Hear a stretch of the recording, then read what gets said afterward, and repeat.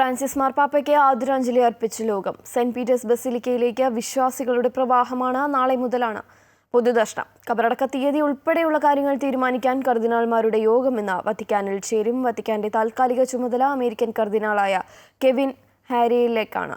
ഇന്ത്യയിൽ 3 ദിവസത്തെ ദുഃഖാചരണം പ്രഖ്യാപിച്ചിരിക്കുന്നു. ഫ്രാൻസിസ് മാർപ്പാപ്പയുടെ ആഗ്രഹം പോലെ മരണാനന്തര ചടങ്ങുകൾ ആർഭാടരഹിതമാക്കണമെന്നാണ് അദ്ദേഹത്തിന്റെ ആഗ്രഹം. മാർപ്പാപ്പയുടെ ഭൗതിക ശരീരം അദ്ദേഹത്തിന്റെ സ്വകാര്യ ചാപ്പലിലേക്ക് മാറ്റിയാണ് ചടങ്ങുകൾ. ആചാരപരമായ രീതിയിൽ വെള്ള കാസക് ധരിപ്പിച്ച് സിങ്ക് പാളികളുള്ള മരപ്പേടകത്തിലാണ് ഭൗതികദേഹം കിടത്തുക. അദ്ദേഹത്തിന്റെ മിത്രയും പാലിയവും മാറ്റിവെക്കും. പിന്നീട് ചുവന്ന തിരുവസ്ത്രങ്ങൾ അണിയിക്കും. തുടർന്ന് ഒരു മാർപ്പാപ്പയുടെ ഭരണകാലം അവസാനിച്ചതിനെ അടയാളപ്പെടുത്തുന്ന പ്രതീകാത്മക ചടങ്ങുണ്ട്.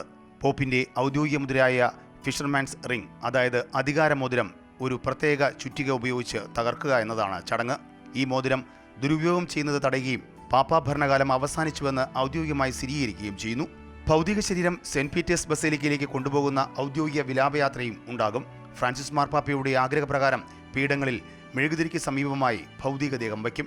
ഫ്രാൻസിസ് മാർപ്പാപ്പയുടെ സംസ്കാരം മരണശേഷം 4-6 ദിവസത്തിനകം നടക്കും. തുടർന്ന് 9 ദിവസം വരെ റോമിലെ വിവിധ പള്ളികളിൽ അനുബന്ധ ചടങ്ങുകളും നടക്കും.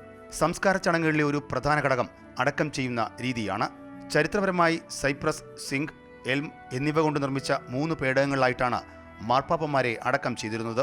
എന്നിരുന്നാലും അദ്ദേഹത്തിന്റെ ആഗ്രഹമനുസരിച്ച് ഫ്രാൻസിസ് മാർപ്പാപ്പയെ സിങ്ക് പാളികളുള്ള ഒറ്റ പേടകത്തിലാകും അടക്കം ചെയ്യുക.